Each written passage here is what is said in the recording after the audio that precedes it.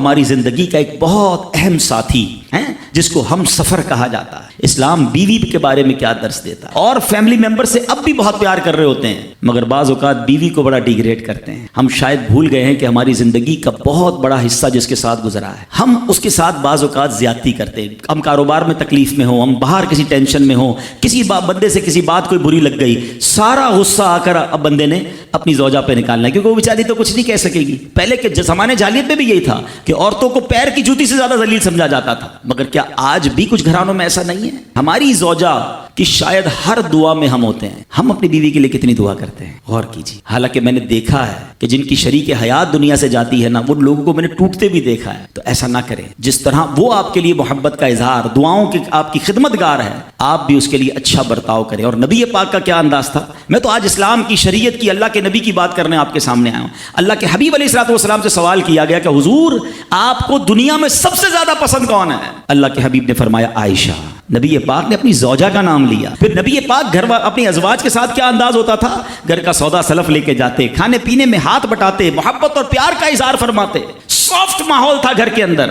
ہمارے گھر میں ایسا ماحول ہے؟ اسلام سے پہلے مال کے لیے جانوروں اور دوسرے ساز و سامان کے ساتھ ساتھ بیوی کو بھی رہن رکھوا دیا جاتا تھا۔ جیسے پیسے کوئی رہن رکھواتا تھا نا، بیوی بھی ایک مال کی طرح تھی، لوگ گروی رکھوا دیتے تھے اپنی بیوی کو۔ یہ اسلام سے پہلے عورتوں کا حال تھا، بیویوں کا حال تھا۔ اللہ اکبر، اسلام نے نکاح کے ذریعے عورت کو مرد کے آدھے ایمان کا محافظ قرار دے دیا۔ قرآن کہتا ہے وَعَاشِرُوهُنَّ بِالْمَعْرُوفِ، ان سے اچھا برتاؤ کرو۔ اسلام نے بیویوں کے ساتھ اچھا برتاؤ کرنے والے کو سب سے بہترین قرار دیا۔ الحمدللہ رب العالمین والصلاة والسلام علی سید المرسل، اما بعد فاعوذ باللہ من الشیطان الرجیم، بسم اللہ الرحمن الرحیم۔ پڑھیے الصلاة والسلام علیک یا رسول اللہ وعلی آلک واصحابک یا حبیب اللہ، الصلاة والسلام علیک یا نبی اللہ وعلی آلک واصحابک یا نور اللہ۔ بیٹے اسلامی بھائیوں، درود پاک پڑھنے کے بے شمار فضائل و برکات، بہت ساری احادیث فضائل درود میں ملتی ہیں، اور کئی واقعات بھی بزرگان دین نے اپنی کتابوں میں لکھے، اور آج وہ واقعات ہم جب پڑھتے ہیں، سنتے ہیں تو ایمان تازہ ہو جاتا ہے۔ درود پاک کی فضیلت پر مشتمل بڑی مشہور و معروف کتاب ہے آب کوثر، اس میں ایک بڑا شاندار واقعہ لکھا ہے۔ منقول ہے کہ ایک دوست نے اپنے ایک دوست سے قرض لیا، ادھار لیے پیسے، وقت پورا ہو گیا، پیسے دینے کی باری آئی تو جس نے دینے تھے اس کا کاروبار خراب ہو چکا تھا، اس کے پاس لوٹانے کے لیے رقم نہیں، دوست تقاضا کرتا رہا، یہ وقت مانگتا رہا، وقت گزرتا رہا، آخر کار تنگ آ کر جس نے پیسے لینے تھے وہ عدالت چلا گیا۔ جج صاحب قاضی صاحب کو کہا کہ یہ میرا دوست ضرور ہے لیکن میری رقم نہیں دے رہا۔ قاضی صاحب نے بلا کر کہا کہ تم نے اس کے پیسے دینے ہیں؟ کہا دینے ہیں۔ کتنے دینے ہیں؟ کہا 3000 درہم دینے۔ 3000 درہم جو ہیں وہ کب دو گے؟ کہا ابھی تو کاروبار نہیں ہے، کوئی میرے پاس آمدنی کا ذریعہ بھی نہیں ہے، بالکل کلاش ہو گیا ہوں۔ جج نے کہا دینے تو پڑیں گے نا، 1 مہینے کا وقت، within 30 days پیسے دے دو ورنہ پھر قید میں جانا ہوگا، مقدمے کا فیصلہ سنا دیا جائے گا۔ 30 دن کا وقت مل گیا۔ غریب آدمی تھا،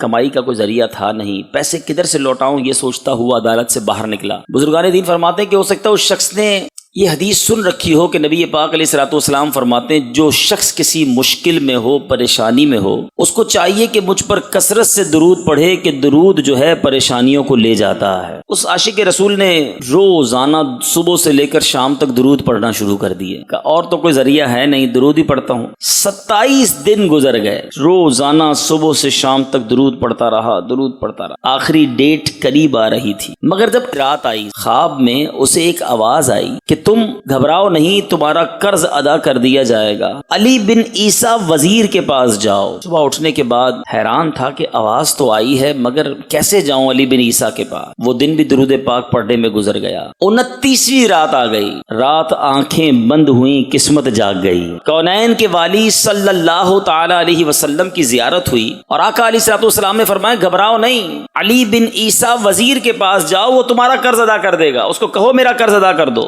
آنکھ کھلی، بڑا خوش۔ غلام خوش نہیں ہوگا تو کیا ہوگا، آقا کا دیدار جو ہو گیا تھا۔ مگر پھر سوچنے لگا کہ میں نبی پاک علیہ الصلوۃ والسلام نے فرما تو دیا ہے، مگر اگر علی بن عیسیٰ وزیر نے کوئی نشانی مانگی، کوئی پروف مانگا تو میں کیا جواب دوں گا؟ پیارے آقا علیہ الصلوۃ والسلام نے خواب میں فرمایا یہ کہہ تو دوں گا اس کو، مگر اگر اس نے کوئی نشانی مانگی کہ بھئی تمہارے پاس کیا دلیل ہے تمہیں نبی پاک نے بھیجا ہے تو میں کیا کروں گا؟ آخری دن وہ بھی درود پڑھتے میں گزرا اور کنفیوژن میں بھی گزرا۔ اب آنکھیں بند ہوئیں، رات سویا پیارے آقا پھر خواب میں تشریف لائے. پیارے آقا نے فرمایا جاؤ علی بن عیسیٰ وزیر کے پاس, اس سے کہو کہ تمہارا قرض ادا کر دے. کہا حضور چلا تو جاؤں گا, اگر اس نے کوئی نشانی مانگی تو کیا نشانی دوں گا؟ آقا نے فرمایا علی بن عیسیٰ سے کہنا کہ تم روزانہ فجر کے بعد 5000 مرتبہ درود پاک پڑھتے ہو, یہ راز فقط تمہیں پتا ہے اور رب جانتا ہے, اور جب تک درود پورے نہیں ہوتے تم کسی سے بات نہیں کرتے. اب جب آنکھ کھلی تو بہت مطمئن کہ نبی پاک نے پروف بھی دے دیا, نشانی بھی دے دی ہے. اب یہ صبح ہوئی تو خوش, اور یہ وہی دن ہے کہ اس دن عدالت میں بھی جانا ہے, لاسٹ ڈے ہے. صبح پہنچ گیا علی بن عیسیٰ وزیر کے پاس, وہ مصروف تھا اپنے کام میں. کہ جاؤ علی بن عیسیٰ سے کہو کہ میں پیغام لایا ہوں. خادم نے پوچھا کس کا پیغام لائے؟ کہ ان سے کہیے کہ میں نبی پاک علیہ الصلوۃ والسلام کا پیغام لایا. وزیر نے اپنے پاس بلایا. کہ فرمائیے کیسے آنا ہوا؟ کہ حضور میں مقروض ہوں, 3000 درہم دینے ہیں, پیسے نہیں ہیں, آج آخری دن ہے اور مجھے نبی پاک علیہ الصلوۃ والسلام نے آپ کے پاس بھیجا ہے کہ آپ میرا قرض ادا کریں گے. کہ اچھا اب آئے ہیں, کوئی دلیل ہے آپ کے پاس, کوئی نشانی کہ آپ کو نبی پاک نے بھیجا ہے؟ کہا خالی ہاتھ نہیں آیا, میں نشانی بھی لے کر آیا ہوں, میں پروف بھی لے کر آیا ہوں. آقا علیہ الصلوۃ والسلام نے ہی مجھے بتایا ہے کہ آپ روزانہ نبی پاک صلی اللہ تعالی علیہ وسلم پر 5000 بار درود پڑھتے ہیں, اور یہ راز فقط آپ جانتے ہیں, آپ کا رب جانتا ہے. اور آپ کا یہ بھی معمول ہے کہ جب تک درود پورے نہیں ہوتے آپ کسی سے بات نہیں کرتے. آپ ذرا غور کیجئے کہ اس وزیر کی عشق کا عالم کیا ہوگا, وہ کیسا عاشق رسول ہوگا جو روزانہ صبح 5000 بار درود پاک پڑھتا ہے. اس نے نعرہ لگایا مرحبا یا رسول اللہ. اس کی تو عید ہو گئی نا, اس کے درود قبول ہو گئے. اس نے کہا سبحان اللہ, میرے آقا نے میرے درود قبول کر لیے. کہا ابھی بیٹھیں آپ. اپنے گھر گیا, اپنے حجرے سے واپس آیا, 3000 نہیں 9000 درہم لے کر آیا. کہا حضور 3000 تو نبی پاک نے فرمایا, آقا کا حکم لبیک یا رسول اللہ, یہ لیجئے 3000. آپ اتنی اچھی خبر لے کر میرے گھر آئے ہیں, میرے گھر پہ آپ نے قدم رکھے, یہ اس کا نذرانہ ہے. 3000 اور لے جائیے, اس سے کچھ بچوں کے لیے کام کاج شروع کیجئے, اور ایک وعدہ کر جائیے کہ اب زندگی میں جب بھی آپ کو کوئی کام پڑے گا, جب بھی ضرورت ہوگی, آپ میرے پاس آئیں گے, میں آپ کا بھائی ہوں. دیوانہ خوش جھومتا ہوا عدالت میں پہنچ گیا.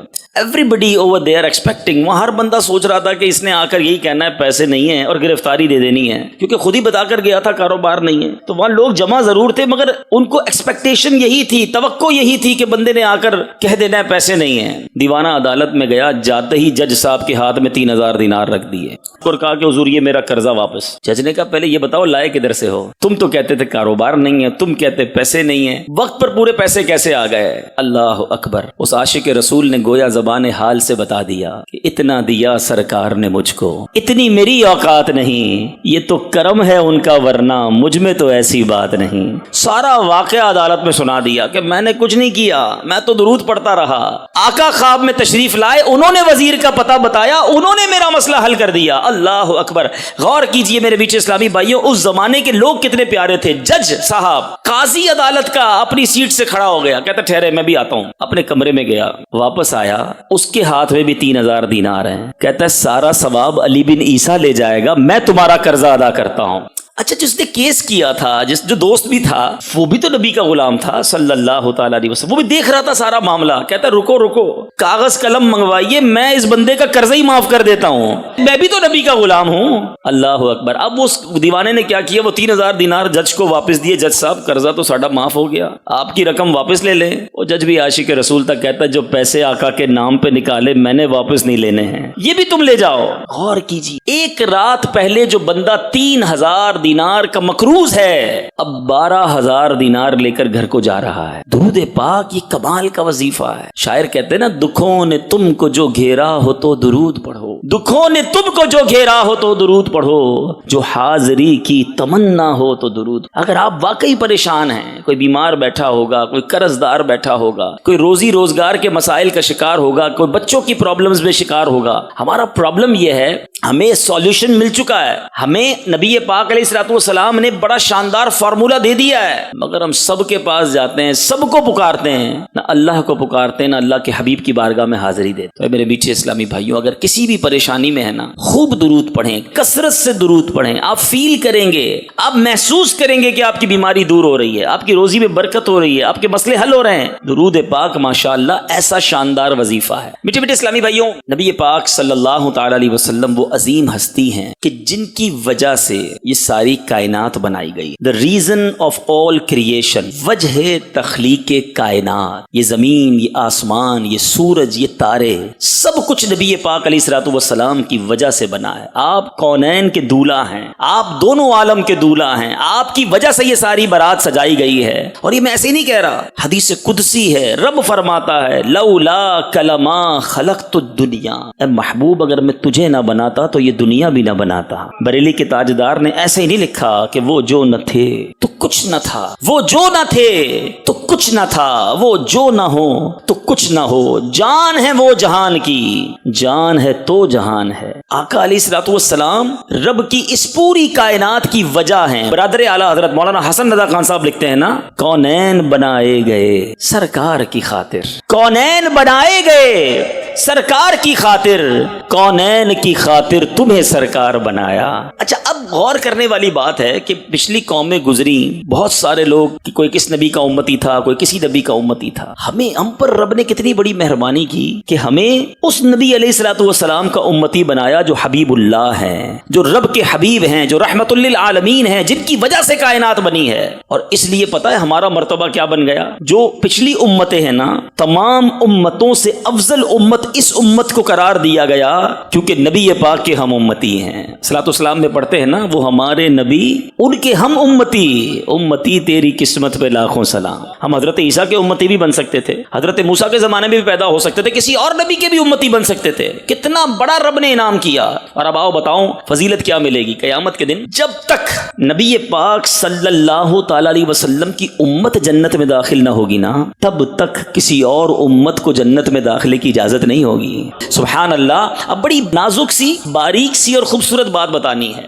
پیارے آقا علیہ الصلوۃ والسلام کی امت جو ہے سب سے آخر میں آئی، ٹھیک ہے، حساب سب سے پہلے ہوگا، جنت میں سب سے پہلے یہ امت داخل کی جائے گی. کسی کے ذہن میں سوال آ سکتا ہے کہ یار سب سے آخر میں آنے والوں کا حساب سب سے پہلے؟ علماء نے آداب لکھے ہیں کتابوں میں. بزرگ جب دسترخوان پر بیٹھے نا تو آداب پتہ کیا ہے؟ آداب یہ ہیں کہ ان کے کھانے سے پہلے ہاتھ سب سے آخر میں دھلائے جائیں اور کھانے کے بعد سب سے پہلے دھلائے جائیں. بزرگوں کے ہوتے ہوئے دوسروں کے ہاتھ پہلے دھلائیں. ہاں اب یہ ہو سکتا ہے یہ سوال بھی کسی کے ذہن میں آئے کہ بزرگوں سے تو کام کی ابتدا کرنی چاہیے، دسترخوان لگا ہوا ہے، علماء بیٹھے ہیں، تو سب سے پہلے تو علماء کے ہاتھ دھلائیں. کا نہیں، اور لوگوں کے ہاتھ دھلواؤ، سب سے آخر میں علماء کے. اس کی وجہ کیا ہے پتہ ہے؟ فرمایا عالم دین کو، بزرگوں کو کسی کا انتظار نہ کرنا پڑے، ہاتھ دھوئیں اور کھانا شروع کر دیں. اگر پہلے دھلواؤ گے تو باقیوں کو انتظار کرنا پڑے گا کہ باقی سب ہاتھ دھوئیں. کھانا کھا چکے، اب سب سے پہلے ہاتھ دھلوا دو تاکہ یہ فارغ ہو جائیں. نبی پاک کی امت بعد میں آئی ہے، حساب پہلے ہوگا تاکہ جلدی جنت میں چلی جائے. دیکھو تو صحیح مہربانی کتنی. علماء نے ایک اور بڑی پیاری وجہ بیان کی. آج میں اور آپ قرآن پڑھتے ہیں، بنی اسرائیل کے واقعات پڑھتے ہیں، حضرت موسیٰ کی قوم پر کیا عذاب ہوا، کسی پر جناب آندھی کا عذاب آیا، آگ برسی، کسی کو جناب کس طرح طوفان کے ذریعے تباہ کیا گیا، طرح طرح کے عذاب آئے. اور ان قوموں کی غلطیاں ہم پڑھتے ہیں. قوم لوط نے کیا غلط کام کیا تو فلاں قوم نے، حضرت شعیب کی قوم نے جناب ناپ تول میں کمی کی تو فلاں قوم نے یہ کیا. پچھلی قوموں کی ہم وٹنس ہیں، ہم شاہد ہیں، ہم پڑھ رہے ہیں کہ پچھلی قوموں نے کیا کیا ہے. اگر سرکار کی امت بھی پہلے آتی تو ہمارے بعد والی قومیں پڑھتی کہ نبی پاک کی امت نے کیا کیا مسٹیکس کی ہیں. ہمارا پردہ رکھا گیا ہے، ہمارے بعد کسی نے نہیں آنا. نبی پاک آخری نبی اور آقا کی امت بھی آخری ہے. سوچو تو صحیح، آج جو عیب کسی پر نہیں کھلنے دیتے، آج جو عیب کسی پر نہیں کھلنے دیتے، کب وہ چاہیں گے میری حشر میں رسوائی ہو. ادھر بھی عیب چھپائے ہیں، میں بڑی امید ہے اللہ کی رحمت سے ادھر بھی عیب چھپا لیے جائیں گے. تو بہرحال ہمیں پراؤڈ ہونا چاہیے، فخر ہونا چاہیے. بار بار اللہ کا اس بات پر شکر ادا کرتے رہا کرو کہ اے اللہ تیری مہربانی بن مانگے. ہاں یہ ایک اور بڑی بات، بندہ ریکویسٹ کرے نا، بار بار گر گڑائے پھر دے دے کوئی، ٹھیک ہے بہت رویا تھا، بڑا گر گڑایا تھا، بڑی ضد کی تھی اس لیے دیا ہے، اور مانگا ہی نہیں اور اسے دے دیا جائے تو اس کی بات ہی کچھ اور ہوتی ہے. ہم میں سے کسی نے مانگا نہیں تھا پیدا ہونے سے پہلے کہ مولا جب بھی پیدا کیجیو نبی آخر الزمان کی امت میں پیدا کیجیے. ہمیں تو پتہ ہی نہیں تھا. اللہ نے یہ مہربانی بن مانگے عطا فرمائی ہے، اپنے حبیب کا امتی بنایا ہے. اتنی مہربانیاں پیارے آقا رات رات بھر. سنو ہم سے پیار کتنا فرماتے، اس امت کے غم میں راتوں کو رویا کرتے، اتنے طویل قیام فرماتے کہ آقا کے پیروں پر ورم پڑ جاتے. نبی پاک تو بخشے بخشائے ہیں، آقا کے صدقے ہم جنت میں جائیں گے. اتنی طویل عبادتیں، اتنے طویل سجدے، اتنی دعائیں، اتنے آنسو، یہ کس لیے ہیں؟ اے امتیوں تمہارے لیے، نبی پاک نے یہ رت جگہ ہمارے لیے کیے۔ اعلیٰ حضرت امام اہل سنت لکھتے ہیں نا، اللہ کیا جہنم اب بھی نہ سرد ہو، اللہ کیا جہنم اب بھی نہ سرد ہوگا، رو رو کے مصطفیٰ نے دریا بہا دیے۔ آقا اس امت کے لیے بہت روئے ہیں، اور آج میں امتیوں کے لیے، آج میں غلاموں کے لیے کچھ ایسی بات لے کر آیا ہوں کہ جس نبی کے اتنے احسان ہیں، ان کے ہم پر کتنے حقوق ہیں۔ اللہ کے حبیب علیہ الصلوۃ والسلام کتنے مہربان ہیں۔ قرآن میں رب فرماتا ہے، لقد جاءکم رسول من انفسکم عزیز علیہ ما عنتم حریص علیکم بالمؤمنین رؤوف الرحیم، بے شک تمہارے پاس تشریف لائے تم میں سے وہ رسول جن پر تمہارا مشقت میں پڑنا گراں ہے، تمہاری بھلائی کے نہایت چاہنے والے، مسلمانوں پر نہایت ہی رحم فرمانے والے۔ مگر قرآن کہتا ہے کہ اللہ کے حبیب وہ ہیں کہ مومنین کا تکلیف میں پڑھنا گراں گزرتا ہے ان پر، وہ تکلیف محسوس کرتے ہیں۔ اتنی محبت کرنے والے آقا، اب بتاؤ پھر ہمیں کتنی محبت کرنی چاہیے، ہمیں کتنی ریسپیکٹ کرنی چاہیے، ہمیں کتنا فالو کرنا چاہیے۔ آج لوگ کہتے ہیں جناب ہمارے پاکستانی ہونے کی وجہ سے ہمارے ملک میں حقوق ہیں، عورتوں کے حقوق کی بات ہوتی ہے، مزدوروں کے حقوق کی بات ہوتی ہے، ہر بندہ اپنے رائٹ پر گفتگو کرتا ہے۔ مگر اے مسلمانوں، کیا تمہیں یہ معلوم ہے کہ نبی پاک کا امتی ہونے کی حیثیت سے کچھ حقوق ایسے ہیں جو مسلمانوں پر، غلاموں پر واجب ہیں، فرض ہیں؟ اور یہ بات قاضی عیاض نے شفا شریف میں لکھی کہ نبی پاک علیہ الصلوۃ والسلام کے امت پر حقوق کتنے ہیں۔ آپ نے شفا شریف میں 8 حقوق تحریر فرمائے، رائٹس آف رسول اللہ صلی اللہ تعالی علیہ وسلم اپون ہز امہ، نبی پاک کے اپنی امت پر حقوق کتنے ہیں؟ کبھی غور کیا کہ ہمیں پتہ بھی ہے کہ نہیں آقا کے مجھ پر حقوق کتنے ہیں؟ میں نے اس کو ادا کرنے کی کوشش کرنی ہے، آج غور سے سننے ہیں۔ قاضی عیاض نے شفا شریف میں 8 حقوق تحریر فرمائے۔ نمبر 1، آپ فرماتے ہیں ایمان بالرسول۔ پہلے میں 8 گنوا دیتا ہوں، پھر سب کے بارے میں تھوڑی تھوڑی بات کرتے ہیں۔ ایمان بالرسول، نمبر 2 اتباع رسول، نمبر 3 اطاعت رسول، نمبر 4 محبت رسول، نمبر 5 تعظیم رسول، نمبر 6 مدح رسول، نمبر 7 درود شریف، اور نمبر 8 قبر انور کی زیارت۔ یہ 8 حقوق ہیں نبی پاک کے جو ہر امتی پر لازم ہے، وہ حتی المقدور کوشش کرے ان حقوق کو پورا کرنے کی۔ پہلا حق ایمان بالرسول، یعنی نبی پاک پر ایمان لانا، آپ کو آخری نبی جاننا، آپ کی رسالت کا اقرار دل سے کرنا۔ ہم اللہ کا شکر ادا کرتے ہیں کہ ہم نے پہلا حق ادا کیا ہوا ہے، مومن ہیں۔ اللہ تعالی ہمیں مرتے دم تک ایمان سلامت رکھنے کی توفیق عطا فرما۔ ہاں، یہ بڑی نعمت ہے، یاد رکھو۔ آپ کی گاڑی باہر ٹھیک کھڑی ہے کہ نہیں، اس کا خیال تو شاید بار بار آ رہا ہوگا۔ ذرا مہنگا موبائل ہو نا تو بندہ ہر تھوڑی دیر بعد ہاتھ لگاتا ہے، ہاں یار جیب میں ہے، گیا نہیں، کیوں مہنگا ہے نا۔ تمہیں قیمتی چیز کی اتنی فکر ہے، کتنی بار دن میں سوچتے ہو ایمان کی؟ ایمان سے بڑھ کر کچھ نہیں ہے، یاد رکھیے۔ کسی کے پاس اربوں روپے ہیں، دنیا بھر کی نعمت ہے، ایمان نہیں تو کچھ بھی نہیں، ہمیشہ ہمیشہ اس نے جہنم میں رہنا ہے۔ ہم فیہا خالدون، جو ایمان کے بغیر دنیا سے جائے کوئی چانس نہیں ہے مغفرت کا۔ ایمان ہوگا تو مغفرت کی صورت بننی ہے۔ تو سب سے قیمتی شے ایمان ہے، مگر انفارچونیٹلی، بدقسمتی سے ہماری بہت بڑی تعداد کو تو فکر ہی نہیں ہے ایمان کی، کہ ایمان بھی کوئی چیز ہے سنبھالنے والی، اس کی بھی کوئی فکر کرنی ہے، اس کے لیے بھی کوئی تیاری کرنی ہے، اس کے لیے بھی کوئی دعا کرنی ہے۔ آپ بچے سلامت رہیں، کاروبار سلامت رہے ہیں، مال سلامت رہے، فیکٹری چلتی رہے، دکان ٹھیک رہے ہیں، سب کے لیے دعا کرواتے ہو، کبھی ایمان سلامت رہے اس کے لیے غور کیا؟ دعا کروائی خود کی؟ حالانکہ اللہ کے حبیب کی دعا سن لو۔ میرے آقا تو وہ ہیں جن کے صدقے ہم مسلمان بنے نا۔ تیرے صدقے میں آقا سارے جہاں کو دین ملا، پڑھتے ہو نا، سارے جہان کو دین نبی پاک کے صدقے ملا۔ مگر آقا کی دعا کیا ہے؟ یا مقلب القلوب ثبت قلبی علی دینک، اے دلوں کو پھیرنے والے میرے دل کو اپنے دین پر ثابت قدمی عطا فرما۔ اللہ کے حبیب دعا کر رہے ہیں، کیوں؟ تاکہ ہماری تربیت ہو، ہم بھی ایمان کی اہمیت کو سمجھیں۔ ایمان بہت زبردست نعمت ہے، لیکن بلا پرواہی، جرت، بے باکی سے، غلط گفتگو کرنے سے ایمان جا سکتا ہے۔ آج ہمارے خلاف سازش کیا کی گئی ہے؟ فلموں کے گانوں کے اندر، لطیفوں چٹکلوں کے اندر، کامیڈینز نے ہماری کتابوں میں کفریہ گویا کلمات داخل کر دیے گئے کہ کسی طرح ان کا ایمان چھن جائے. اب جس کو دیکھو بیٹھا ہے کبھی اللہ کی بارگاہ میں، کبھی فرشتوں کا مذاق اڑا رہا ہے، کبھی معاذ اللہ رسولوں کا مذاق، دوست بیٹھے ہیں ایک دوسرے کو چٹکلے سنا رہے ہیں، جہنم جنت کے مذاق لطیفے بنائے ہوئے ہیں، عجیب عجیب سے فلموں کے شعر ہیں جس میں پوجا کا تذکرہ ہے، سجدے کا تذکرہ ہے، اللہ کو کہیں ظالم کہا جا رہا ہے. معاذ اللہ، تمہارا ایمان یوں چھیننے کی پلاننگ ہے اور تمہیں پتہ ہی نہیں ہے. اعلیٰ حضرت امام اہل سنت نے آج سے 100 سال 125 سال پہلے لکھا تھا، اور اب تو ایسا لگتا ہے کہ یہ بات بالکل ہمارے سامنے ظاہر ہے کہ سونا جنگل رات اندھیری چھائی بدلی کالی ہے، سونے والوں جاگتے رہیو چوروں کی رکھوالی ہے. کمال کا شعر لکھتے ہیں اعلیٰ حضرت کہ ایسے شاطر لوگ ہیں، ایسی پلاننگ کی کہ پتہ بھی نہ چلے اور ایمان چلا جائے. آپ فرماتے ہیں آنکھ سے کاجل صاف چرا لیں یہاں وہ چور بلا کے ہیں. آنکھ سے کاجل کیسے چرا لے؟ ہاں، آنکھ سے کاجل صاف چرا لیں یہاں وہ چور بلا کے ہیں. تیری گٹھڑی تاکی ہے اور تو نے نیند نکالی ہے. تجھے احساس ہی نہیں ہے کہ تیرا ایمان چھیننے آیا ہے. لوگ کہتے ہیں یار سب کی سننی چاہیے. ذرا سوچئے نا، مجھے بتائیے کبھی کسی نے علاج کے لیے کسی لوہار کے پاس گیا کہ جناب لوہا بڑا اچھا بیچتے ہیں ذرا بخار بھی چیک کر لیں؟ نہیں بھائی، ڈاکٹر کے پاس جاؤں گا، لوہار کے پاس کیوں جاؤں گا؟ بلڈنگ بنانی ہے کبھی ڈاکٹر کے پاس چلے جاؤ نا، ڈاکٹر صاحب آپ کی عمارت بہت اچھی ہے، آپ میری بھی عمارت بنا دیں. ڈاکٹر کہے گا میں نے بھی کسی بلڈر سے بنائی ہے، آپ بھی کسی بلڈر سے بنوائیے، نقشہ بنوائیے. عجیب معاملہ ہے ہمارے معاشرے میں. جتنا اسلام مظلوم ہے نا، دنیا کی ہر چیز ہم ایکسپرٹ سے معلوم کرتے ہیں. گاڑی لینی ہے تو کار کے شو روم پہ جاتے، کریانے کی دکان پہ نہیں. لیکن دین جس کی مرضی وہ سکھائے، جس کی مرضی قرآن کی تفسیر بیان کرے، جس کی مرضی وہ ہمیں جناب بتائے کہ دین میں کیا صحیح ہے کیا غلط ہے، وہاں نہیں دیکھتے کہ اس کے خود دین کتنا پڑا ہے. نبی پاک کا عشق دل میں ہے کہ نہیں ہے؟ پیارے آقا سے، صحابہ سے، اولیاء سے، اہل بیت سے دل میں محبت ہے کہ نہیں؟ اور اب اس کی باتیں سن کے کہ نہیں جناب بڑی اچھی بات ہے، تھوڑی غلط کرتا ہے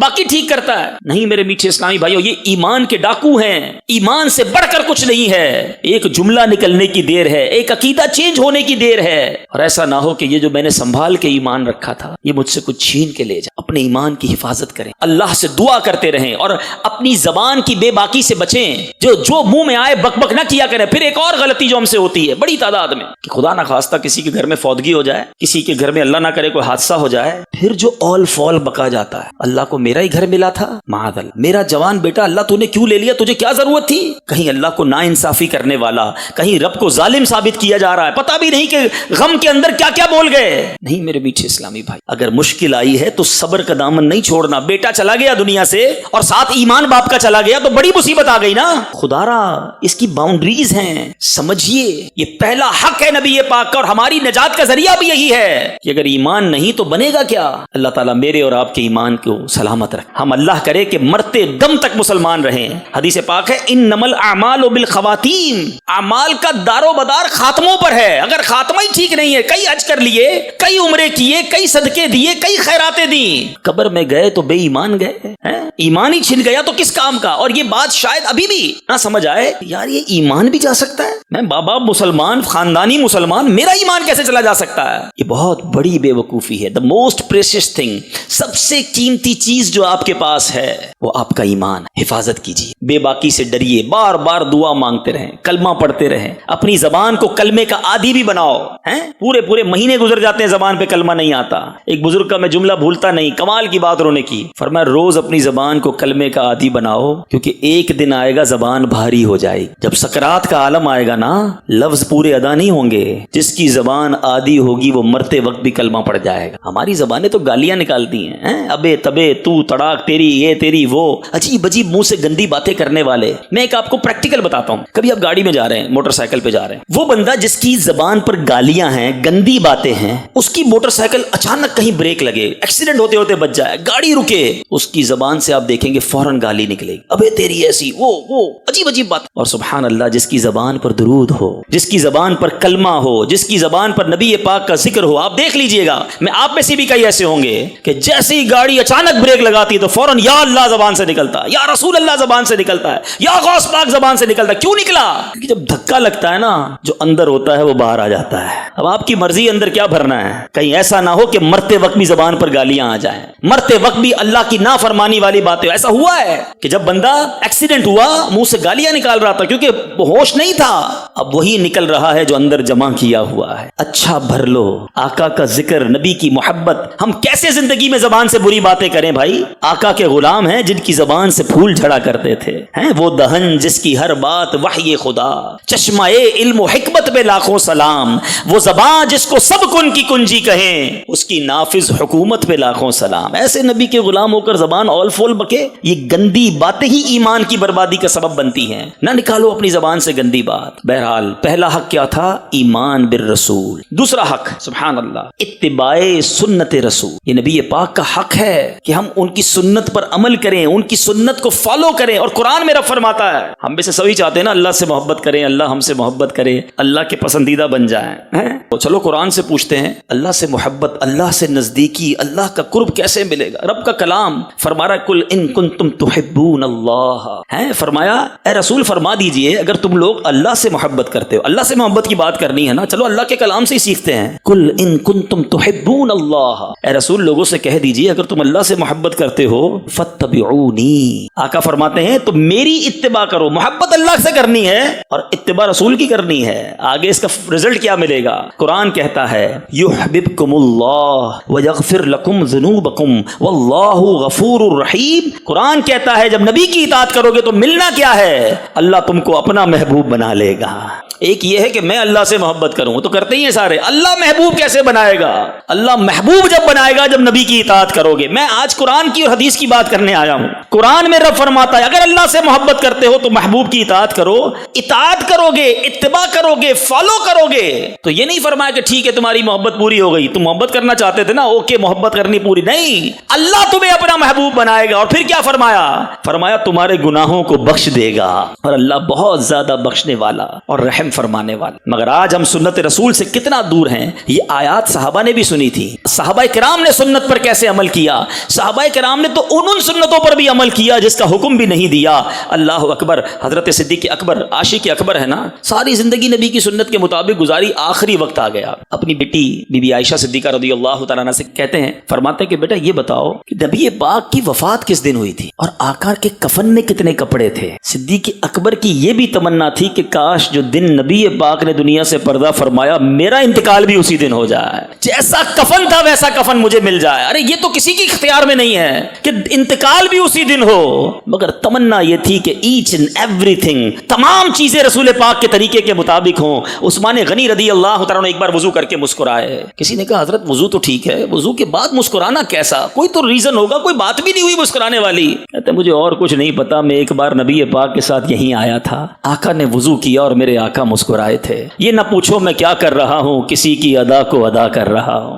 یعنی صحابہ کرام اس قدر نبی پاک کی سنتوں پر عمل کرتے تھے، اور آج ہمارا حال کیا ہے؟ ہمیں پتا ہے پیارے آقا کی سنت ہے مگر اس کے خلاف کرتے ہیں، اس کے اگینسٹ کرتے ہیں۔ سوچئے یہ حق ہے نبی پاک علیہ الصلوۃ والسلام کا امتی پر کہ نبی پاک علیہ الصلوۃ والسلام کی سنت پر عمل کیا جائے۔ آج ایک نعرہ سارے ہی لگاتے ہیں، چلو مل کے لگا بھی لیتے ہیں، غلامی رسول میں نہ ہو جو عشق مصطفیٰ۔ ارے کتنا پیارا نعرہ ہے نا، غلامی رسول میں موت بھی قبول ہے۔ مجھے یہ بات سمجھ نہیں آتی، جس کو موت قبول ہے اس کو سنت رسول قبول کیوں نہیں ہے؟ نہ اس کا چہرہ نبی پاک کی سنتوں والا، نہ لباس سنتوں والا، نہ اس کا انداز سنتوں والا، سارے کام پیارے آقا کے دشمنوں جیسے، اور نعرہ یہ ہے کہ غلامی رسول میں موت بھی قبول ہے۔ خود سوچئے نا، جہاں ایک طرف سنت پر عمل کرنے کے فضائل ہیں نا، وہاں سنتوں سے دور رہنے کی وعیدیں بھی ہیں۔ آقا کی حدیث نہیں سنی آپ نے؟ فمن رغب عن سنتی فلیس منی، کہ جس نے میری سنت سے منہ موڑا وہ ہم سے نہیں۔ قیامت کے دن اگر شفاعت کی خیرات لینے گئے اور آقا نے منہ ہی موڑ لیا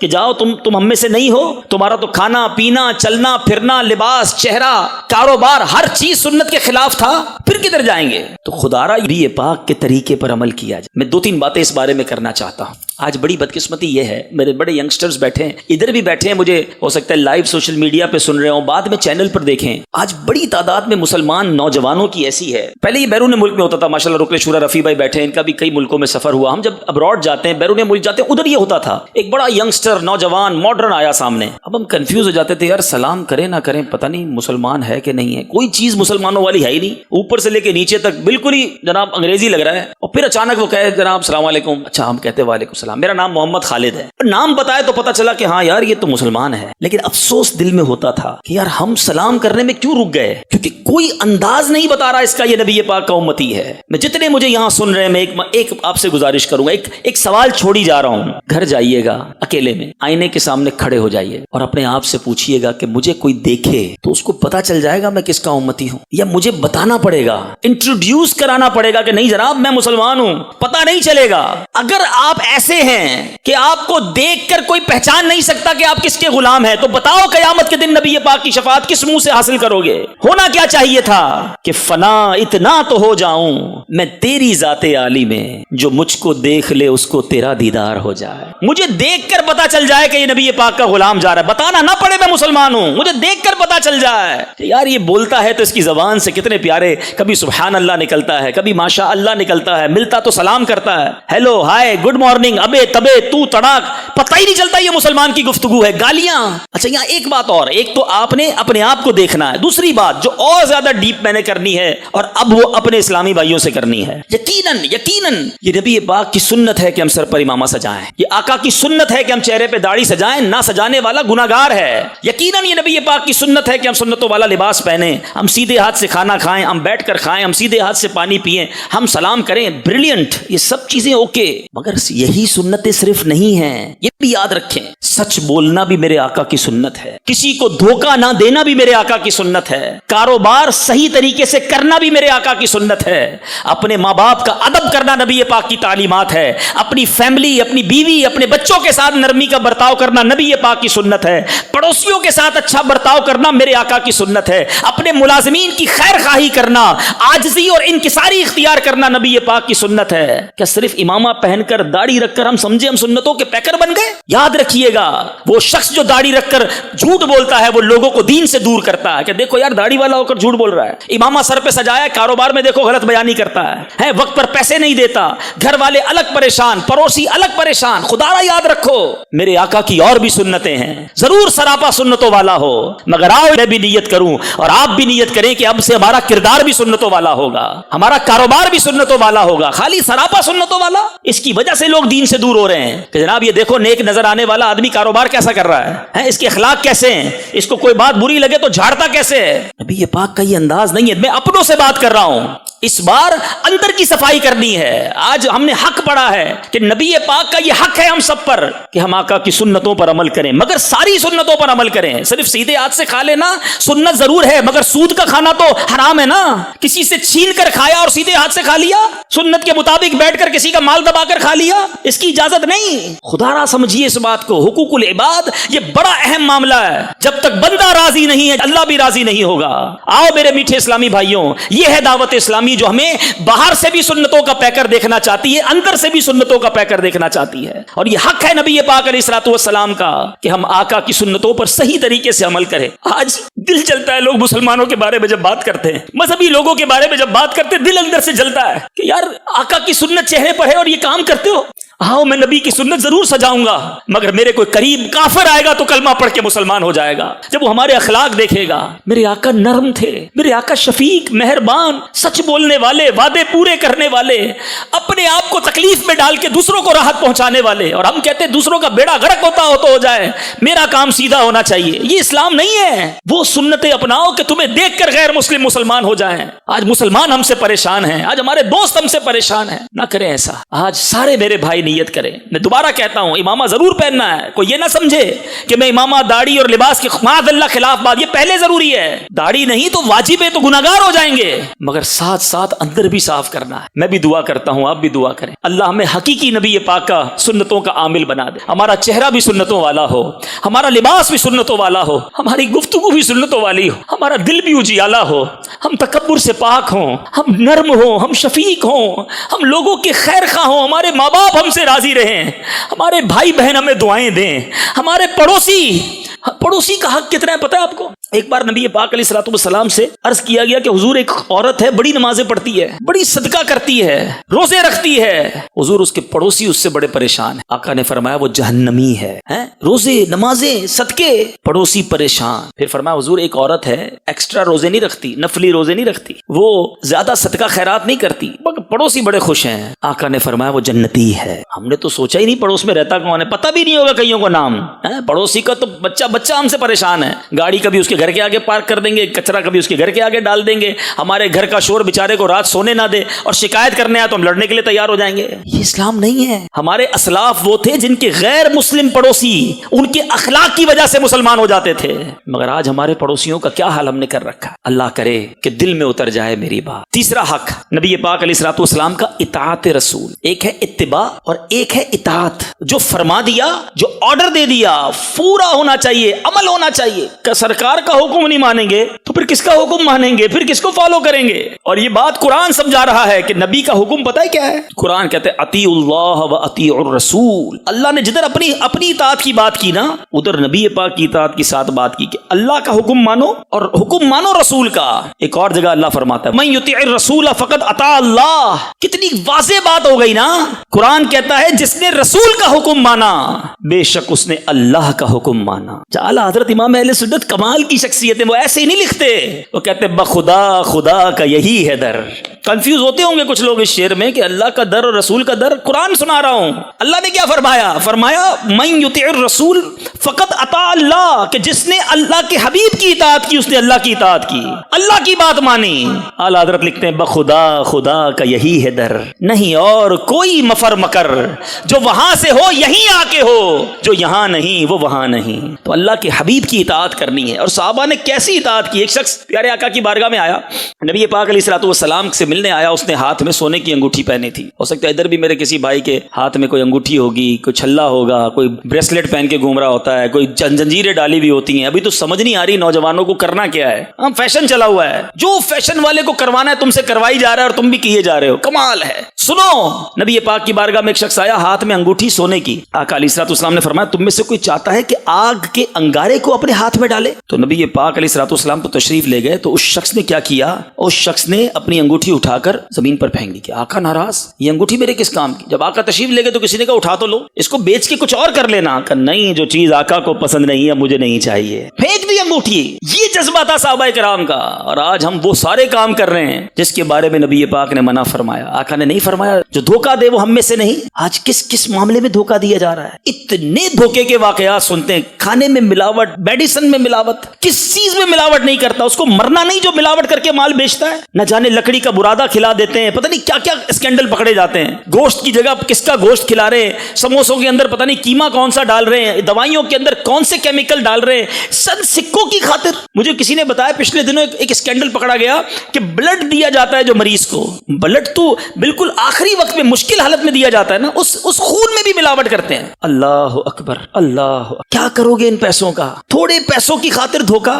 نبی پاک فرمائے دھوکا دینے والا ہم میں سے نہیں۔ کدھر گئی تمہاری عشق رسول؟ جھوٹ بولتے وقت کیوں یاد نہیں آتا؟ خدا را ان تمام باتوں کو سوچئے۔ آقا علیہ الصلوۃ والسلام نے جو ہمیں زندگی گزارنے کا طریقہ بتایا، جو بھلائی کا، حقوق العباد کا ہمیں درس دیا ہے، اس پر ہمیں عمل کرنا ہے۔ آگے چلتے ہیں، محبت رسول ہیں۔ چوتھا حق کیا ہے؟ پیارے آقا سے محبت کی جائے، مگر اس کی ایک کیٹیگری ہے، ایک معیار ہے جو ریکوائرڈ ہے، جو لازمی ہے۔ ایسے نہیں کہ محبت سب سے کرتے ہیں، بیوی بچوں سے بھی کرتے ہیں، کاروبار سے بھی کرتے ہیں، دوستوں سے بھی کرتے ہیں، نبی پاک سے بھی کرتے ہیں۔ نہیں، آقا فرماتے ہیں لا یؤمن احدکم حتی اکون احب الیہ من والدہ وولدہ والناس اجمعین۔ میرے آقا فرماتے ہیں تم میں سے کوئی اس وقت تک کامل مومن نہیں ہو سکتا جب تک میں اس کے نزدیک، کامل مومن ہونے کی گارنٹی دلیل کیا ہے؟ آقا فرماتے ہیں جب تک میں اس کے نزدیک اس کے گھر بار، بال بچوں، والدین سب سے زیادہ محبوب نہ ہو جاؤں، ایچ اینڈ ایوری تھنگ، تمام چیزوں سے زیادہ نبی پاک سے محبت کرنی ہے۔ کیا ہم کرتے ہیں؟ غور کیجیے، جمعے کے خطبے میں ایک اعلان ہوتا ہے، بار بار سنتے ہیں لیکن سمجھتے بھی نہیں ہے، کبھی پوچھا بھی نہیں امام صاحب سے کہ حضور ہر جمعے عربی خطبہ دیتے ہیں، کچھ معنی بھی بتا دیں۔ الا لا ایمان لمن لا محبت، سنتے ہیں نا، سب نے سنا ہوگا، الا لا ایمان لمن لا محبت اللہ، الا لا ایمان لمن لا محبت اللہ۔ اس کا مطلب کیا ہے؟ کبھی پوچھا ہم نے؟ اس کا مطلب یہ ہے کہ سن لو، اس کا ایمان نہیں جس کے دل میں نبی پاک سے محبت نہیں۔ ایمان اس کے بغیر کمپلیٹ ہی نہیں ہوتا ہے۔ اعلیٰ حضرت لکھتے ہیں نا اللہ کی سرتابہ قدم شان ہے یہ، انسان نہیں انسان، وہ انسان ہے یہ۔ قرآن تو ایمان بتاتا ہے انہیں، ایمان یہ کہتا ہے میری جان ہے یہ۔ آقا ایمان کی بھی جان ہے، مگر کتنی محبت ہے، سب چیزوں سے زیادہ۔ کاروبار، تھوڑے پیسے سامنے آئے، یار کیا کریں، جھوٹ تو بولنا پڑتا ہے نا، ساری مارکیٹ مارکیٹ کرتی ہے. اگر میں بھی سیدھا کام کروں گا تو پیچھے رہ جاؤں گا. تو کدھر گیا عشق رسول؟ تھوڑے پیسوں کی خاطر سب چیزوں سے زیادہ نبی پاک سے محبت کرنی ہے. یاد رسول میں کتنی بار آنکھ روتی ہیں. نبی پاک کی یاد میں کب آپ کا دل تڑپا ہے آخری بار؟ یاد کیجئے نا. محبت تو اس چیز کا نام ہے. کیسی محبت ہے؟ خالی نام کی محبت ہے. میں آپ کو ایک ایگزامپل کے ذریعے سمجھاتا ہوں. آپ مثال کے طور پہ آپ کا ایک چھوٹا بیٹا ہو یا چھوٹا بھائی ہو. اس چھوٹے بھائی سے کوئی ملے، کہے کیسے ہیں آپ؟ ٹھیک ہیں. کہا میں بالکل ٹھیک ہوں. اور سناؤ؟ وہ کہ یار میں اپنے ابو سے بڑی محبت کرتا ہوں، میں اپنے ابو سے بہت پیار کرتا. کہ یار کمال ہے، بیٹا ہو کے اتنا باپ سے محبت کرتا ہے. دوسرے دن آپ ملے، وہ دوبارہ کہے میں اپنے والد پر فدا. چھوٹا بھائی ملے آپ کو، کہ میں بڑے بھائی سے بہت انسپائر ہوں، میرا بڑا بھائی کمال، میں اس سے بڑی دل و جان سے محبت کرتا ہوں. آپ کمال کا بھائی ہے یار، اتنا بھائی سے محبت، کمال کا بیٹا، اتنا والد سے پیار. دوسرے دن آپ کی ان کے والد صاحب سے ملاقات ہو جائے، آپ کہیں یار ماشاءاللہ آپ کے بیٹے سے ملاقات ہوئی تھی، یا بھائی سے ملاقات ہو، آپ کے چھوٹے بھائی سے ملاقات ہوئی تھی، آپ سے بڑا پیار کرتا ہے، جب دیکھو آپ کی باتیں کرتا رہتا ہے. اب والد صاحب کہے کہ ایک نمبر کا جھوٹا ہے، میری ایک بات بھی نہیں مانتا، میں تو جو کہوں اس کا الٹا ہی کرتا ہے. کون سی محبت ہے یہ؟ اب آپ کیا کہیں گے کہ ہاں یار محبت کے دعوے ہیں، بات تو کوئی نہیں مانتا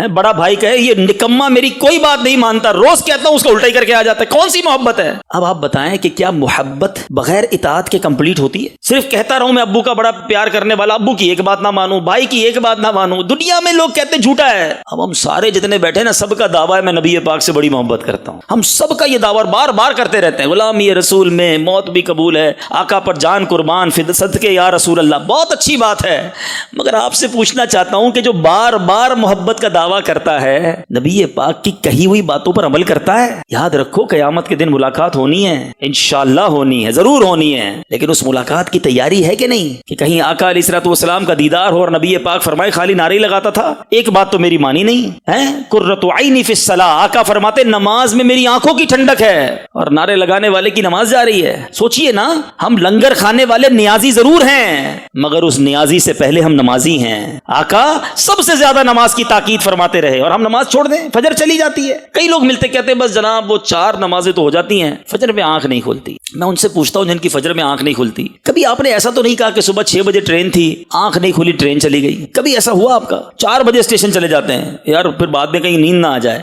6 بجے فلائٹ ہو تو رات 12 بجے سے چلو بھائی آنکھ نہ لگ جائے، اور اگر سونا ہے تو 3 الارم بھی، اور 4 رشتہ داروں کو بھی کہہ کے سوتے، دیکھو بھائی جہاز نہ نکل جائے، پھر بڑی مہنگی ٹکٹ ہے. جہاز نہیں نکلا آپ کا کبھی، ٹرین آپ کی کبھی نہیں نکلی، کوئی آفس کی اہم میٹنگ ہے وہ کبھی مس نہیں ہوئی. سیٹ کہہ دے جو صبح 8 بجے نہیں آئے گا وہ کل سے نوکری پہ نہ آئے، 7:45 بجے دروازے پہ ملازم کھڑا ہوگا، بھائی نوکری چلی جائے گی. تمہاری نوکری جائے، فلائٹ جائے، ٹرین جائے تو سب ٹائم پہ پہنچ جاؤ، اور نماز چلی جائے اور کہتے ہو آنکھ نہیں کھلی. اپنے آپ سے پوچھو، نماز کی اہمیت نہیں ہے جو نوکری کی اہمیت، جو فلائٹ کی اہمیت ہے وہ آپ کے دل میں نماز کی نہیں ہے. کیسے نماز چلی جائے؟ میں نبی پاک کا امتی ہوں، آقا فرمائے کہ نماز میں میری آنکھوں کی ٹھنڈک ہے. محبت کا تقاضا یہ ہے کہ ایٹ اینی کاسٹ کچھ بھی ہو جائے میری نماز قضا نہیں ہونی چاہیے. آؤ آج نیت کرتے ہیں کہ آج کے بعد کچھ بھی ہو جائے ہماری نماز قضا نہیں ہوگی. ایسے نہیں، ایسے نعرہ لگاؤ کہ شیطان ادھر سے چلا جائے، آج کے بعد ہماری کوئی نماز قضا نہیں ہوگی.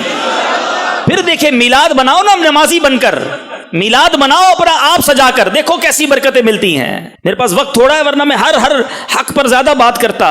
اب آگے چلتے ہیں. آقا علیہ الصلوۃ والسلام کا 5واں حق لکھا تعظیم رسول. نبی پاک کی جو ریسپیکٹ ہے نا وہ یقیناً ہر مسلمان کے دل میں ہے، لیکن صرف آقا کی ریسپیکٹ نہیں، آقا سے نسبت رکھنے والی تمام چیزوں سے محبت. یہ معاملہ بڑا نازک ہے، یہ ہلکی سی بھی گستاخی ایمان سے بندے کو باہر کر دیتی ہے. بالکل شائبہ بھی نہیں لا سکتا کوئی، تصور بھی نہ کرے. نقص کدھر سے آ گیا؟ اعلیٰ حضرت سے پوچھو، وہ کمال حسن حضور ہے کہ گمان نقص جہاں نہیں، یہی پھول خار سے دور ہے، یہی شمع ہے کہ دھواں نہیں. آقا سے ٹوٹ کر محبت کریں اور نبی پاک کی نسبت والی ہر چیز سے محبت کریں. ایک بار امام اہل سنت کا کیا ہوا، اعلیٰ حضرت دسترخوان پہ بیٹھے تھے اور وہاں پر ککڑی شریف، تو اعلیٰ حضرت نے ایک ککڑی کھا کر کھایا، اعلان کر دیا کہ کوئی بھی نہیں کھائے گا، ساری ککڑی میں کھاؤں. ساری ککڑی قریب کی گئی، اعلیٰ حضرت پورے دسترخوان کی ککڑی کھا گئے. لوگ حیران کہ امام اہل سنت تو یہ نہیں کرتے، سب کو کھلاتے ہیں، یہ انہوں نے کیا کیا؟ کہ حضور کیا وجہ ہے، آپ نے یہ کیوں کیا؟ آپ نے فرمایا جب میں نے پہلا پیس کھایا تھا نا وہ کڑوا تھا. کبھی کبھی منہ میں آ جاتی ہے کڑوی ککڑی جو ہے، اٹس ویری ڈیفیکلٹ، بہت مشکل ہو جاتا ہے پھر تو. اعلیٰ حضرت کہتے ہیں میرے عشق نے گوارا نہ کیا کہ کوئی ککڑی کھائے اور تھو تھوک دے میرے آقا کو پسند ہے اس لیے میں نے اعلان کر دیا کہ سارے دسترخوان کی ککڑی میں نے ہی کھانی ہے. آقا سے محبت تو کرنی ہی کرنی ہے. نبی پاک سے نسبت والی ہر چیز, منہ مبارک سے, چادر شریف سے, آقا کے شہر سے, نبی کی گلیوں سے, نبی کی آل سے پتہ چل جائے کہ اس چیز کو میرے آقا سے نسبت ہے, ہماری جان فدا اس پر. اعلیٰ حضرت سکھا رہے ہیں نا, سید ہمارے درمیان ہوتے ہیں, یہ آل رسول ہیں. میرے رضا لکھتے ہیں تیری نسل پاک میں ہے بچہ بچہ نور کا. آقا تو ہے عین نور, تیرا سب گھرانہ نور کا. آقا سے محبت ایسی کرنی ہے, تعظیم ایسی کرنی ہے, نبی پاک کی ہر چیز. اب یہاں اس کو میں صرف ایک بات بتا دوں کہ یہ کتنا نازک معاملہ ہے کہ پیارے آقا علیہ الصلوۃ والسلام کو گالی دینے والا معاذ اللہ, یا ان کی ذات, ان کے خاندان, ان کے دین, ان کی خصلت میں نقص بتانے والا, یا اس کی طرف اشارے کنائے کرنے والا, کسی بری چیز سے تشبیہ دینے والا, آپ کو عیب لگانے والا, آپ کی شان کو چھوٹی بتانے والا یا تحقیر کرنے والا, یہ ایمان سے خارج ہو جاتا ہے. ایمان والا ہی نہیں رہ سکتا جو معاذ اللہ نبی پاک کے بارے میں کوئی ایسی بات, آپ کی نسبت والی کسی چیز کے بارے میں بات کرے. تو بہرحال میرے میٹھے اسلامی بھائیوں, تعظیم کا مقام ہے اور بہت زیادہ ادب ریکوائرڈ ہے. اب نبی پاک علیہ الصلوۃ والسلام کا ایک اور حق کیا ہے, سبحان اللہ, اور وہ ہے مدح رسول, آقا کی ثنا بیان کی جائے. مبارک ہو جو محفل منعقد کرتے ہیں, مبارک ہو جو نبی پاک کی نعتیں پڑھتے ہیں, پڑھاتے ہیں. یہ حق ہے نبی پاک کا کہ امتی ان کی مدح بیان کرے اور بار بار بیان کرے. ہمیں کتنا وقت ہو گیا اپنے بارے میں سوچیں کہ اس پورے دن میں نے کتنی بار اپنے آقا کی شان بیان کی. اچھا, دنیا کا دستور ہے, آپ کسی کے ساتھ بیٹھے نا, ایک بندہ ہوتا ہے اس کو اپنے بھائی سے یا دوست سے یا کسی چیز سے پیار ہوتا ہے, ہر تھوڑی دیر بعد اسی کا ذکر کرے گا. ہاں میرا فلاں دوست جو ہے نا وہ یوں کرتا ہے, تھوڑی دیر بعد کہے گا وہ میرا فلاں دوست ہے نا, اس کا یہ بھی کام بڑا اچھا ہے, اس کا یہ شہر بھی بہت اچھا ہے, اس کا بندہ سمجھ جاتا ہے یہ اس سے بڑی محبت کرتا ہے, یہ بڑا اٹیچڈ ہے اس سے. ہر تھوڑی دیر بعد یہ اس گما پھرا کے جو ہے نا اس کا ذکر کرتا ہے. امتی ایسا ہو کہ اس کی زبان ذکر مصطفیٰ سے تر رہے, پتہ چل جائے کہ نبی کا امتی ہے, ہر تھوڑی دیر بعد آقا کا ذکر کرے, کسی نہ کسی بہانے سے نبی کا ذکر مدح ہو. اور یہ صحابہ کے دور سے جاری ہے. حضرت حسان بن ثابت رضی اللہ تعالیٰ عنہ, حضرت عبداللہ بن رواحہ رضی اللہ تعالیٰ عنہ, اس صحابہ اس زمانے میں ایک بڑا زبردست مقابلہ ہوتا تھا. ایک تو تلواروں سے مقابلہ ہوتا تھا نا, جنگوں میں اشعار سے مقابلہ بھی ہوتا تھا, لفظوں کا مقابلہ بھی ہوتا تھا. بعد اللہ کفار نبی پاک کی شان میں گستاخی کر کے اشعار لکھتے تھے. آقا فرماتے اے حسان اب ان کا جواب دو, عبداللہ بن رواحہ ان کا جواب دو. اب وہ نبی پاک کی نعتیں لکھتے, ان کو جواب دیتے. اور آج کل کنفیوژن پھیلانے والے پھیلاتے ہیں کہ یار یہ نعت خوانی کدھر سے آ گئی, یہ نبی پاک کی محفل, یہ اتنی ساری تم مدح سرائی کرتے ہو. آؤ میں بتاؤں اے مسلمانوں, تمہیں مبارک ہو, نعت پڑھنا یہ صحابہ کی سنت ہے, اور نعت سننا خود نبی پاک کی سنت مبارکہ ہے. حضرت حسان بن ثابت کا وہ شعر سنو. آج کی نعتوں میں لوگ کنفیوز کرتے ہیں, اگر حضرت حسان بن ثابت کا شعر یاد کر لو, اس کا ترجمہ یاد ہو جائے تو ایمان تازہ ہو جائے گا.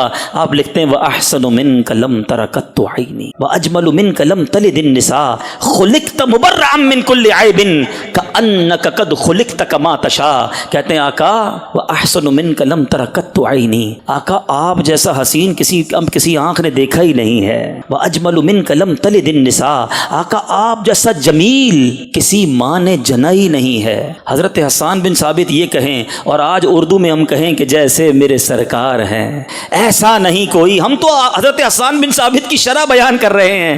اگر اعلیٰ حضرت امام اہل سنت لکھیں کہ وہ کمال حسن حضور ہے کہ گمان نقص جہاں نہیں, یہی پھول خار سے دور ہے, یہی شمع ہے کہ دھواں نہیں. ارے یہ تو شرح بنتی ہے, انٹرپریٹیشن بنتی ہے. وَأَحْسَنُ مِنْكَ لَمْ تَرَ قَطُّ عَيْنِي وَأَجْمَلُ مِنْكَ لَمْ تَلِدِ النِّسَاءُ. آگے حضرت حسان بن ثابت کیا کہتے ہیں, خُلِقْتَ مُبَرَّأً مِنْ كُلِّ عَيْبٍ, آقا اللہ نے آپ کو سارے عیبوں سے پاک پیدا کیا ہے. سنو آگے فرماتے ہیں كَأَنَّكَ قَدْ خُلِقْتَ كَمَا تَشَاءُ, آقا اللہ نے ایسا بنایا جیسا آپ چاہتے تھے. اور اعلیٰ حضرت اسی طرح کی بات تو لکھتے ہیں, آپ فرماتے ہیں خدا کی رضا چاہتے ہیں دو عالم, خدا چاہتا ہے رضائے محمد. ارے یہی بات تو حضرت حسان بن ثابت نے کہی تھی کہ انک قد خلقت کما تشاء, ایسا بنایا جیسا آپ چاہتے تھے, خدا چاہتا ہے رضائے محمد. تو نعت پڑھا کرے, یقیناً پڑھا کرے, جھوما کرے, اور آقا کی ثنا خوانی جتنا ہو سکے کیا کرے. یہ حق ہے نبی پاک علیہ الصلوۃ والسلام کا کہ ان کا ذکر خیر خیر کیا جائے، بلکہ میں مشورہ دوں گا کہ اگر کوئی چاہتا ہے کہ اس کے دل میں عشق رسول بڑھتا رہے، وہ امیر اہل سنت کا، امیر اہل سنت عاشق اعلیٰ حضرت ہیں، ان کے کلام پڑھے، ان کے کلام سنے، اور سبحان اللہ سیدی اعلیٰ حضرت کے کلام پڑھے، پھر دیکھیں کیسے دل میں عشق رسول بڑھتا ہے۔ ساتواں حق جو قاضی ایاز نے لکھا، سبحان اللہ، وہ یہ ہے کہ نبی پاک پر درود پاک کثرت سے پڑھا جائے۔ یہ بھی ذکر مصطفیٰ ہے، یہ بھی نعت مصطفیٰ ہے، اور یہ حکم قرآن میں رب نے ہمیں دیا، ان اللہ وملائکتہ یصلون علی النبی یا ایھا الذین آمنوا صلوا علیہ وسلموا تسلیما، صلی اللہ علی النبی الامی وآلہ صلی اللہ علیہ وسلم، صلاۃ وسلام علیک یا سیدی یا رسول اللہ۔ ترجمہ تو دیکھو اس آیت کا، یہ آیت پوری نعت ہے، جی ہاں مفسرین نے لکھا یہ صریح نعت ہے۔ کیا کہا اللہ نے؟ اللہ فرماتا ہے بے شک اللہ اور اس کے فرشتے اس غیب بتانے والے نبی پر درود بھیجتے ہیں۔ اے مومنو تم بھی ان پر درود بھیجتے رہو اور ان پر سلام بھیجتے رہو۔ اللہ اکبر۔ اب ذرا غور کرنا ہے، یہ دنیا میں ایک ہی کام ہے جو اللہ بھی فرما رہا ہے، فرشتے بھی کر رہے ہیں، اور مومنین کو بھی دی گئی ہے، آ جاؤ تم بھی شامل ہو جاؤ۔ ہاں یہ جو اللہ نے شرف دیا نا پیارے آقا کو اس آیت کے ذریعے، یہ اس شرف سے بڑا ہے جو حضرت آدم کو فرشتوں کا سجدہ کروایا گیا۔ حضرت آدم کو کس نے سجدہ کیا؟ جواب دو نا۔ فرشتوں نے ایک بار کیا، اور کس نے کیا؟ فرشتوں نے کیا۔ اللہ کے لیے تو محال ہے نا، رب تو شامل نہیں تھا نا اس سجدے میں، فرشتوں نے حضرت آدم کو سجدہ کیا۔ اللہ نے کیا فرمایا؟ میں بھی درود بھیجتا ہوں، فرشتے بھی بھیجتے ہیں، تم بھی شامل ہو جاؤ۔ ہیں اچھا، جو تھوڑی سی عربی سمجھتے ہیں، اس میں آیت میں لفظ ہے یصلون، جو یصلون ہے نا یہ کنٹینیو ورک پر دلالت کرتا ہے، ہمیشگی پر۔ ایسا نہیں اللہ اور اس کے فرشتوں نے ایک بار درود بھیج دیا اے مومنو تم بھی بھیجتے رہو، نہیں، مسلسل اللہ اور اس کے فرشتوں کی طرف سے درود آ رہا ہے۔ اے مومنو تم بھی پڑھنا شروع کر دو۔ میرے آقا کو درودوں کی ضرورت نہیں، یاد رکھیے گا، اربوں خربوں نہیں، خربوں بھی تھوڑے ہیں، لاکھ محدود، نہ جانے کتنے اللہ کے فرشتے ہیں، سب نبی پاک پر درود بھیج رہے ہیں۔ ہاں یہ الگ ہے، اللہ کا درود بھیجنا رحمت نازل کرنا ہے، فرشتوں کا درود بھیجنا اللہ کی بارگاہ میں ہمارے آقا کے لیے استغفار کرنا ہے، ہمارا درود بھیجنا نبی پاک کے لیے دعا کرنا ہے۔ ہم دعا کرتے ہیں کام اپنا ہی بن جاتا ہے، جھولی اپنی ہی بھر جاتی ہے۔ بیان کے شروع میں بھی نیت کروائی تھی، پھر نیت کروا لیتا ہوں، اب حق ہے نبی پاک کا کہ امتی درود بھیجے، تو نیت کریں انشاءاللہ کم از کم ربیع الاول کے مہینے میں روزانہ 1200 بار درود پاک پڑھیں گے۔ میرے اعمال کی اصلاح